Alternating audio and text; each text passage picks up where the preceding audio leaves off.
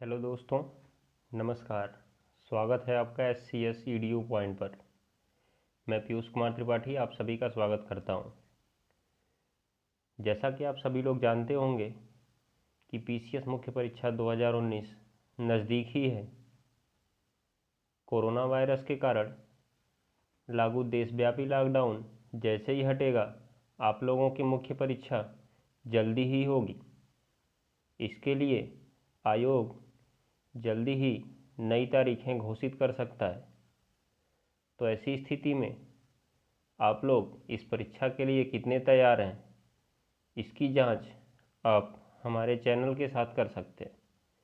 आज मैं आपके लिए PCS 2019 मुख्य परीक्षा से संबंधित कुछ समसामयिक मुद्दों पर आधारित महत्वपूर्ण प्रश्नों को लेकर उपस्थित हूं, जिन्हें आप 1 घंटे के अंदर हल कीजिए और अपनी जांच कीजिए कि आप इस परीक्षा के लिए समसामयिक मुद्दों पर कितने अधिक तैयार हैं। तो दोस्तों, आप इन प्रश्नों का परीक्षण करने से पहले या एनालिसिस करने से पहले PCS 2018 मुख्य परीक्षा के GS पेपर को उठाकर देख सकते हैं कि वहाँ पर कुछ ऐसे सवाल पूछे गए हैं जो कि उस समय के समसामयिक मुद्दों पर आधारित थे। दोस्तों, यदि आप PCS 2018 मुख्य परीक्षा के GS के प्रश्न पत्रों को उठाकर देखें तो आप पाएंगे कि उसमें एक सवाल पूछा गया था कि सरदार पटेल की रियासतों के एकीकरण में भूमिका को स्पष्ट कीजिए। तो दोस्तों, ये सवाल हमारी परीक्षा में आया क्यों? तो अगर हम ध्यान दें तो हम ये पाएंगे कि ये सवाल हमारी परीक्षा में इसलिए आया क्योंकि उसी साल अर्थात 2019 में 5 अगस्त को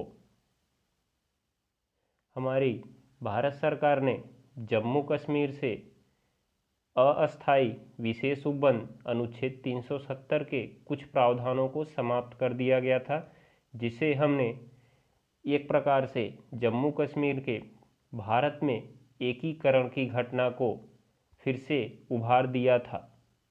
तो यहाँ से हम समझ सकते हैं कि वो सवाल हमारी परीक्षा में क्यों आया, क्योंकि उसी साल हमारा जम्मू कश्मीर का एक प्रकार से हम कहें तो एकीकरण भारत में हुआ था। वास्तव में एकीकरण तो 1947 में ही हो गया था, लेकिन वास्तविक एकीकरण हम माने तो अब हुआ है। इसी प्रकार से आप ध्यान देंगे कि एक और सवाल GS पेपर में ही था कि विश्व शांति की स्थापना में आप बौद्ध साहित्य की भूमिका को प्रदर्शित कीजिए। बौद्ध साहित्य, इसकी भूमिका को प्रदर्शित करना है और किसमें? विश्व शांति की स्थापना में। तो दोस्तों, ये सवाल हमारी परीक्षा में किस कारण से आया, क्यों आया? क्योंकि उसी साल ईरान और अमेरिका का संकट काफ़ी गहरा गया था, जिससे लग रहा था कि तृतीय विश्व युद्ध होकर ही रहेगा। परंतु ऐसे समय में ईरान और अमेरिका ने सूझबूझ दिखाते हुए शांति का मार्ग चुना। इसीलिए विश्व शांति की स्थापना में बौद्ध साहित्य के योगदान से संबंधित प्रश्न आपकी परीक्षा में आपके सामने उपस्थित हुए।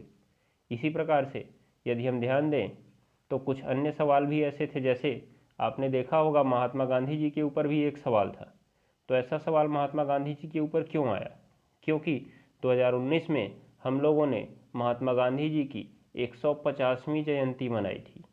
ठीक है दोस्तों, तो आप अगर उन पुराने प्रश्न पत्रों का एनालिसिस करेंगे तो आप पाएंगे कि लगभग सवाल उसी समय से बने हैं जो कि उस समय चर्चा में रहे हों, अर्थात उन्हीं महत्वपूर्ण मुद्दों से बने जो उस समय विशेष चर्चा में रहे हों।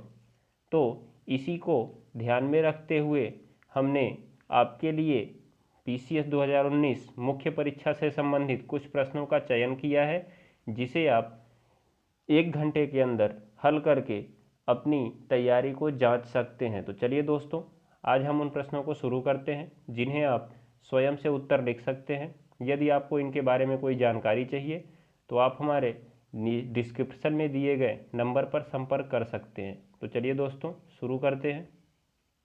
तो दोस्तों, आज का हमारा पहला सवाल है, लाभ के पद का क्या आशय है? किसी सांसद या विधायक को अयोग्य ठहराने संबंधी संवैधानिक व वैधानिक प्रावधानों का विश्लेषण करें। तो आप ये सोचिए कि ये सवाल हमारे लिए इम्पोर्टेंट क्यों है?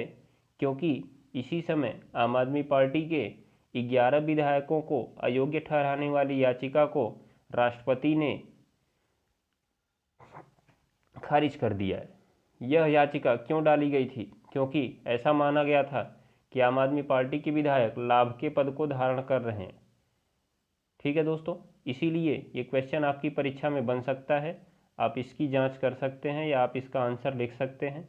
इसका आंसर लिखने से पहले आप लोग ध्यान दीजिएगा कि इसकी एक कैटेगरी चूज करिएगा कि आप इसके बारे में क्या क्या लिखेंगे। उस हेडिंग को पहले आप लिख लीजिएगा, जिससे आपको विस्तार पूर्वक आंसर लिखने में परेशानी नहीं होगी और जांच करने वाले को भी अच्छा लगेगा।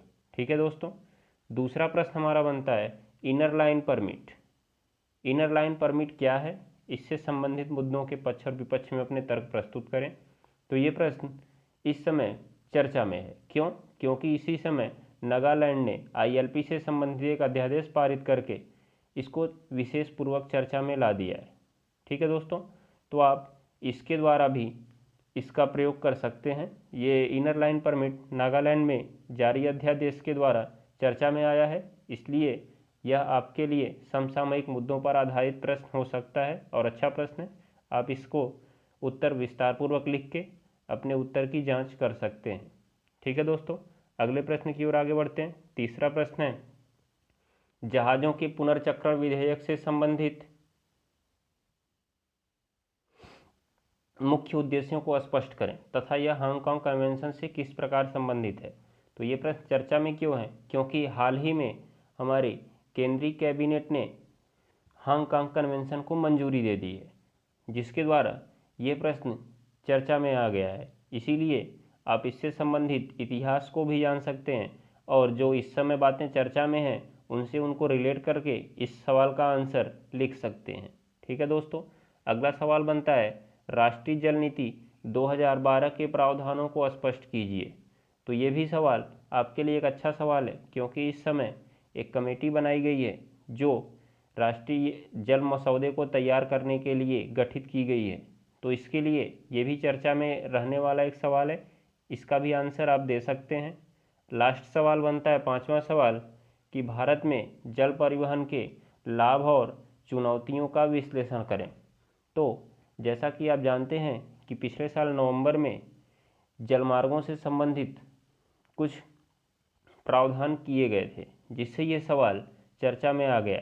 जल परिवहन हमारे लिए एक विशेष लाभदायी मार्ग हो सकता है, क्योंकि जल परिवहन के द्वारा किसी भी लंबे मार्ग को हम सुगम और आसान बनाकर जल्दी से पूरा कर सकते हैं। आप सड़क मार्ग से कहीं जाने के लिए काफ़ी लंबी दूरी तय करेंगे, यदि वही दूरी हम जल मार्ग के द्वारा पूरी करें तो काफ़ी जल्दी से हम पूरा कर सकते हैं, समय का भी कम खर्चा होगा। उसके बाद दोस्तों जो हमारा ईंधन का भी बचत होगा, इस प्रकार से अन्य सारी चीज़ों की बचत होगी। इसलिए जल परिवहन हमारे लिए एक उपयोगी साधन है। तो इसके लाभ और चुनौतियों का आप विश्लेषण कर सकते हैं विस्तारपूर्वक। तो इस प्रकार से ये हमारे PCS 2019 मुख्य परीक्षा के समसामयिक मुद्दों से संबंधित कुछ प्रश्न हैं, जो कि GS प्रश्न पत्रों से संबंधित है। आप इनका उत्तर विस्तारपूर्वक लिखें। फिर भी आपको अगर कोई परेशानी होती है तो आप डिस्क्रिप्शन में दिए गए WhatsApp नंबर पर संपर्क कर सकते हैं। धन्यवाद दोस्तों, शुभ रात्रि। मेरी शुभकामनाएं आपके साथ हैं। आप लोग मुख्य परीक्षा की तैयारी जी जान से करिए और उसे निकालने में सफलता प्राप्त कीजिए। धन्यवाद।